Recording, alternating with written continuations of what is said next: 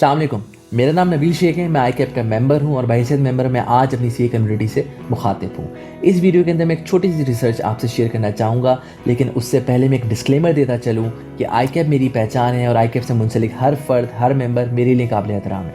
इस वीडियो का मकसद हरगिज़ किसी की दिलआज़ारी करना या किसी को तनकीद का निशाना बनाना नहीं, बल्कि इसका मकसद आगाही फराहम करना है उन तमाम अफराद को जो कि ICAP के इलेक्शन में कॉन्टेस्ट करने वाले हैं और वो तमाम मेंबर जो इस ICAP के इलेक्शन में वोट करने का इरादा रखते हैं। इस वीडियो को कसदन उर्दू के अंदर रखा गया है और मैं उम्मीद करता हूं कि तमाम मेंबर्स मेरी इस काविश को सराहेंगे।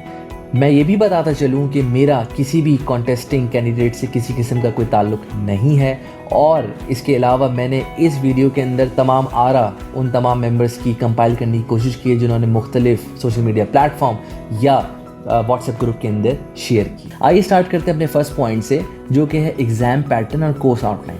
हमें अपने एग्ज़ाम पैटर्न और कोर्स आउटलाइन को रीवैम्प करने की ज़रूरत है। मैंने इसकी बेंचमार्किंग CA ऑस्ट्रेलिया न्यूजीलैंड से करी, जिसके अंदर उन्होंने रिसेंटली टेक्नोलॉजी और रिस्क के आस्पेक्ट को अपने कोर्स आउटलाइन के ना सिर्फ ऐड किया है बल्कि कुछ ऑब्सोलीट आइटम्स को एलिमिनेट भी किया अपने कोर्स से। और उसके अलावा उन्होंने अपने एग्ज़ाम पैटर्न को चेंज किया, जिसके अंदर केस स्टडी और असाइनमेंट सबमिशन बेस पैटर्न को ऐड किया गया in addition to hours based exam.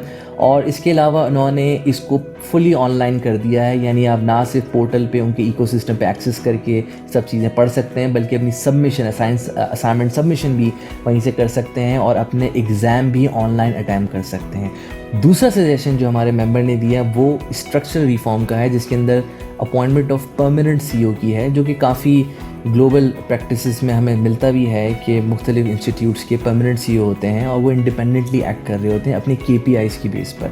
ये KPI काउंसिल भी सेट कर सकती है और तमाम मेंबर्स को मॉनिटर भी कर सकते हैं, बजाय इसके काउंसिल खुद ऑपरेशंस में इन्वॉल्व हो, वो उसके KPI सेट करे और उसकी प्रोग्रेस मॉनिटर करे। हमारा तीसरा point learning and development activity के हवाले से हमने रिसेंटली देखा कि कोर्सेरा को इंट्रोड्यूस कराया गया और काफ़ी मेंबर्स ने इसमें रजिस्टर भी कराया और अप्रिशिएट भी किया, लेकिन कुछ मेंबर्स का कहना ये था कि ये हमारी कोर एक्टिविटी है और एक एजुकेशन इंस्टीट्यूट को लोकल इकोसिस्टम को स्ट्रॉन्ग बनाना चाहिए, बजाय इसके कि अपनी कोर एक्टिविटी किसी फॉरेन इंस्टीट्यूट को आउटसोर्स कर दे। इसकी बेंचमार्क करने के लिए मैंने अपनी पड़ोसी मुल्क की इंस्टीट्यूट को देखा, जिसके अंदर उन्होंने कुछ customise training as per the need of their members develop करी और उसको आप देख भी सकते हैं स्क्रीन पर कि इन्होंने सारा लोकल इकोसिस्टम को यूज़ करते हुए ये चीज़ें डेवलप करी हैं, लोकल पार्टनरशिप से डेवलप करी हैं और उन्होंने कुछ आउटसोर्स नहीं किया, तो जो कि मैं समझता हूँ एक अच्छा पर्सपेक्टिव है और आने वाले मेंबर्स को और काउंसिल मेंबर्स को कंसिडर करना चाहिए। चौथा पॉइंट फैसिलिटीज़ फॉर मेंबर्स के हवाले से, पहली फैसिलिटी मैं डिस्कस करूँगा मेडिकल इंश्योरेंस या हेल्थ इंश्योरेंस के लिए, जिसके अंदर नॉन रेजिडेंट पाकिस्तानी और रेजिडेंट पाकिस्तानी भी मेडिकल इंश्योरेंस सब्सक्राइब कराते हैं अपने टाइम पे। बहुत अच्छा इनिशिएटिव, लेकिन अब उसकी प्रीमियम काफ़ी बढ़ गया है और उसका मेडिकल कवर इतना नहीं बढ़ा, तो इस कॉन्ट्रैक्ट को रीनिगोशिएट करने की ज़रूरत है या हो सकता है वेंडर चेंज करने की ज़रूरत है। आप इसको प्लीज़ कंसिडर करें और इसके अलावा जो भी काउंसिल मेंबर हैं अपने मैनिफेस्टो का ज़रूर पार्ट बनाएं और मेंबर जो वोट कर रहे हैं वो भी इसको वोट करते हुए बिल्कुल कंसिडर करें। नॉर्मली नॉन रेजिडेंट पाकिस्तानीज़ को अपने पेरेंट्स के लिए ये कवर चाहिए होता है। दूसरी चीज़ जो कि CPD प्रोग्राम की है, जो in house CPD programme offer किए गए, उसकी प्राइसिंग जो है वो काफ़ी हायर साइड पे रखी गई या एज़ पर मार्केट रखी गई। तो अगर एज़ पर मार्केट ही कोई प्रोग्राम प्राइसिंग उसकी रखनी है तो उसका इंटरनली ऑफ़र करने का क्या मकसद, ठीक है। अगर हम इसको कंपेयर करें दूसरे इंस्टीट्यूट से जो कि आप स्क्रीन पे देख भी सकते हैं, तो उनकी प्राइसिंग तकरीबन हमारी इंस्टीट्यूट की प्राइसिंग से हाफ़ है, आधी है। तो हमें इसको रिकंसिडर करने की ज़रूरत है और मेंबर्स को भी वोट करते हुए इस चीज़ को ध्यान में रखना है कि कौन इसको अपने मैनिफेस्टो का पार्ट बना रहा है। इन दोनों और मेडिकल फैसिलिटीज़ के अलावा दूसरी इंस्टीट्यूट आप स्क्रीन पे देख सकते हैं कि कुछ प्रोग्राम भी ऑर्गेनाइज़ करा रही है उनकी एंटरटेनमेंट के लिए। तो क्या हमारी इंस्टीट्यूट ऐसा मेंबर को इंगेज करने के लिए कोई ऐसी एक्टिविटीज़ कराने में इंटरेस्टेड है या कोई कैंडिडेट इसमें इंटरेस्टेड है, तो इसको प्लीज़ ज़रूर कंसिडर करें।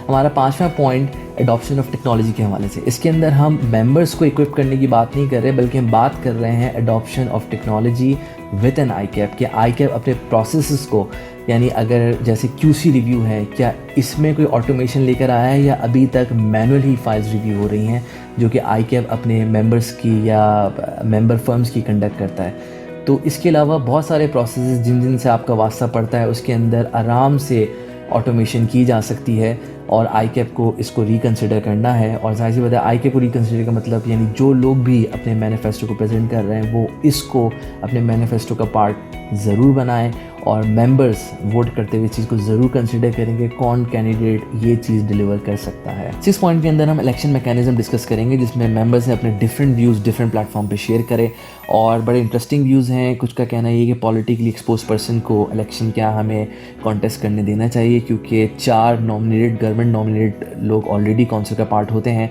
और अगर इनको भी अलाउ किया जाए यानी पैप को भी अलाउ किया जाए कि वो कॉन्टेस्ट करें तो इससे मेजॉरिटी गवर्नमेंट कंट्रोल हो सकती है। इंटरेस्टिंग व्यू है। इसके अलावा ये भी है कि कॉन्फ्लिक्ट ऑफ इंटरेस्ट यानी जो लोग बार बार काउंसिल के अंदर आ रहे हैं तो हो सकता है कि उनका कोई कॉन्फ्लिक्ट ऑफ इंटरेस्ट अब इस्टेब्लिश हो चुका हो क्योंकि इस तरह के नए लोगों को चांस नहीं मिल रहा। उसके अलावा एक व्यू ये भी है कि लोग बग़ैर मेंबर के कंसेंट लिए उनको कॉल या ईमेल कर रहे होते हैं और तमाम ही कंटेस्टेंट ये काम कर रहे हैं। मज़ाक मजाक लोग शेयर करने लगते हैं कि अब इलेक्शन का टाइम आ गया और लोग अब हमें कॉलें या ईमेल करना शुरू कर देंगे और एक्चुअली ऐसा हो रहा है। तो इस चीज़ के लिए हमें मेंबर्स का एक कोई कॉन्सेंट मैकेनिज़्म होना चाहिए कि इलेक्शन के लिए हम उनको किस तरह अप्रोच कर सकें। क्या हम उनको रैंडम कॉल कर सकते हैं, क्या हमको रैंडमली ईमेल भेज सकते हैं और बार बार ईमेल भेज सकते हैं क्योंकि इस तरह हो रहा है कि बार बार ईमेल्स आ रही हैं कुछ लोगों की तरफ से। अच्छा, उसके बाद ये भी है कि लोग अपना मैनिफेस्टो शेयर करने के बजाय या अपना ट्रैक रिकॉर्ड शेयर करने के बजाय अपनी प्रोफाइल या अपनी लेगेसी क्लेम कर रहे हैं कि भाई हम किसी नेटवर्क का पार्ट हैं, हम इतने साल से इस पोजीशन पे सर्व करें तो इस वजह से हमें वोट दिया जाए। ठीक है, जो कि बेसिकली कोई सेंस नहीं बन रहा। हालांकि रेलेवेंट बात यह है कि अपने मैनिफेस्टो पे आप फोकस करें कि आप डिलीवर क्या करने वाले हैं, आप क्या विजन रखते हैं और किस तरह आप ICAP के मेंबर्स के या ICAP के विजन को किस तरह डिलीवर करेंगे। अच्छा, नेक्स्ट पॉइंट है ग्लोबल रिकग्निशन या रेसिप्रोकल अरेंजमेंट। तो मैं आपको इसकी बेंचमार्किंग के लिए मैं किसी यूरोपियन इंस्टीट्यूट या अमेरिकन साइट पर नहीं जा रहा। मैं आपको अपने पड़ोसी मुल्क के एक स्क्रीन पे आप देख सकते हैं कि उनको क्या क्या recognition with in the country available हैं और जो जो ग्लोबल रिकग्निशन है आप जहां ICAP का नाम देखेंगे वहाँ ICAI आपको पहले मिलेगा। तो ये एक मैं समझता हूँ कि हमें विद इन द कंट्री पहले रिकग्निशन की बहुत ज़्यादा ज़रूरत है और फिर हमें इंटरनेशनल उस पर काम करने की ज़रूरत है। तो ये आपके सामने है, आप ख़ुद फैसला कर सकते हैं कि कौन कैंडिडेट इसको अपने मैनिफेस्टो का पार्ट बना रहा है और मेंबर्स इसको कितना सीरियसली देख रहे हैं क्योंकि बीइंग नॉन रेजिडेंट पाकिस्तानी मेरे लिए बहुत इंपॉर्टेंट है कि मेरी इंस्टीट्यूट की ग्लोबल रिकग्निशन हो। तो मैं समझता हूँ कि आपके लिए भी ये बहुत इंपॉर्टेंट मैटर होगा। हमारा 8वां और 9वां पॉइंट एक दूसरे से कनेक्टेड है। 8वां पॉइंट है हमारा आर्टिकलशिप एक्सपीरियंस, 9वां पॉइंट है हमारा ऑडिट क्वालिटी। ये दोनों इसलिए कनेक्टेड हैं क्योंकि एक दूसरे पे इनका असर है।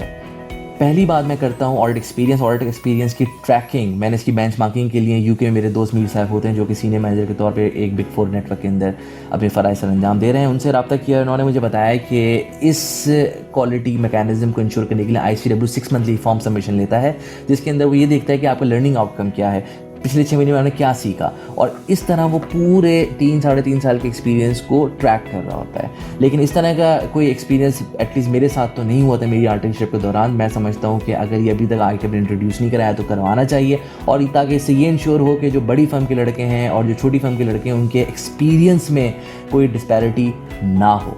और उसके अलावा हमें ये भी इंश्योर करना है कि जो हमें रीसेंट स्कैंडल्स हमारे सामने है जिसके अंदर कुछ पब्लिक सेक्टर से रिलेटेड मसले थे और कुछ बड़े नेटवर्क से थे कि वो एग्जिट करें, इस तरह की बातें थी।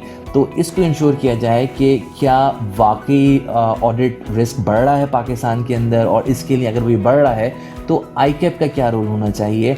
इस चीज़ को अपने मैनिफेस्टो के अंदर आने वाले कैंडिडेट्स को इंक्लूड करना है क्योंकि हमारा ब्रेड एंड बटर ये है, हमारा कोर एक्सपर्टीज़ ये है और अगर हम इसी पे फोकस नहीं करेंगे, इसकी क्वालिटी को इन्हांस नहीं करेंगे या अप टू द मार्क नहीं रखेंगे तो हम CA पाकिस्तान को वर्ल्ड क्लास ब्रांड कैसे बनाएंगे।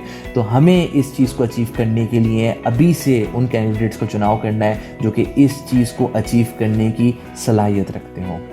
बहुत बहुत शुक्रिया हमारी बात सुनने का और मैं उम्मीद करता हूँ कि मैंने तमाम कमेंट्स में जो चीज़ें मेरी नज़र से गुजरी वो मैंने कवर की हूँ।